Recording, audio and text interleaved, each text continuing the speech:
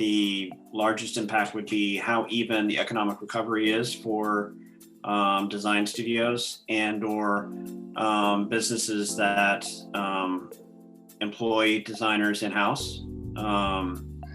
And so the AIGA, which is the professional organization for design, specifically, or more specifically around graphic design, just released a report saying that, you know, the impact of the pandemic has been uneven, that a number of, you know, a large portion of designers, their income has been impacted by the pandemic, but some firms actually have seen their business grow. I think it depends on what type of client base any number of studios have, or what kind of services in-house, you know, or business-based design studios have, and how they either flourished due to need or demand during the pandemic, or really their client base shrunk or were impacted more heavily. So it really is uneven.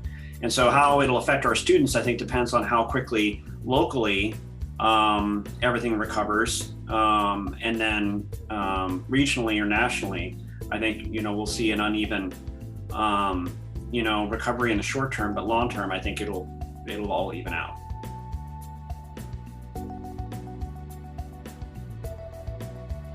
One of the things that is interesting about design, at least I think graphic design and photography specifically, is that there are a lot of opportunities to generate income as a designer.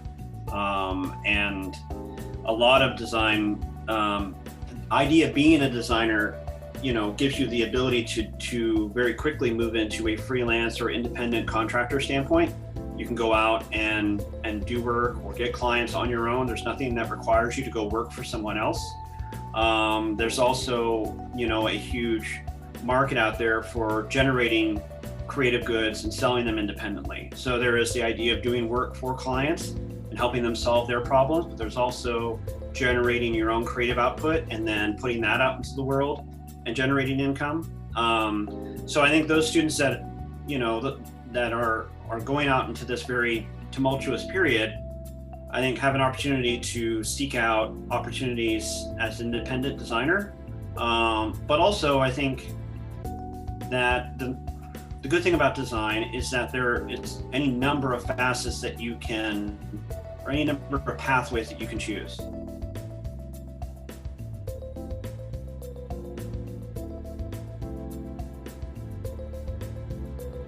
I think the major concern that we usually have within our department and rising numbers is making sure that we can serve the students that want to pursue our majors and have them graduate in a timely manner.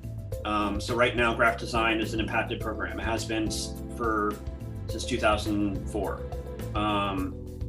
And at one point, our entire department was impacted, but interior architecture and photography are no longer impacted.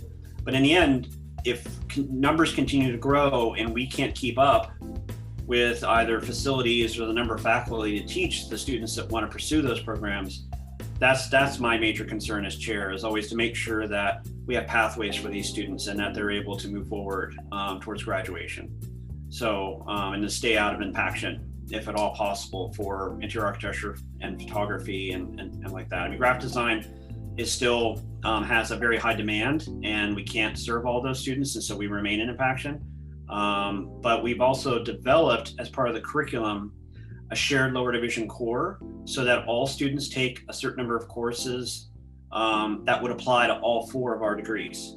And so if students either decide that a professional degree path isn't for them, or they want to choose a different professional degree path, it's much easier for them to move to one of our other degrees than it has been in the past. So we're trying to make sure we create as many pathways as possible for students, because you never know, either by student choice or by not being accepted to a program that's impacted, that we make sure we help them as much as possible figure out how they can apply their drive to work in a creative field and graduate in a timely manner.